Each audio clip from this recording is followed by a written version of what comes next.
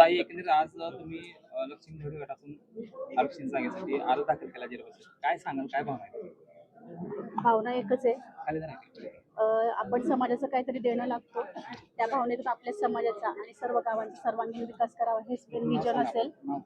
माझं नाव करुणा जनार्दन शिवशरण आणि मी भाजप पक्षाकडून दादांच्या नेतृत्वाखाली मार्गदर्शनाखाली मी जिल्हा परिषद गट लक्ष्मी देवडी गटातून उमेदवारी लढत आहे.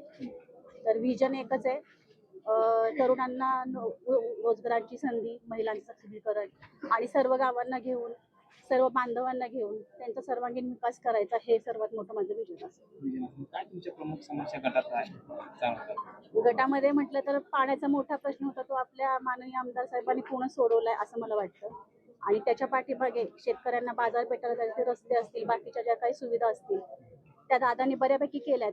तरी पण त्याच्यातून त्यांच्या मार्गदर्शनाखाली जे काही राहिलं असेल ते मी पूर्ण करण्याचा पुरेपूर प्रयत्न करेन.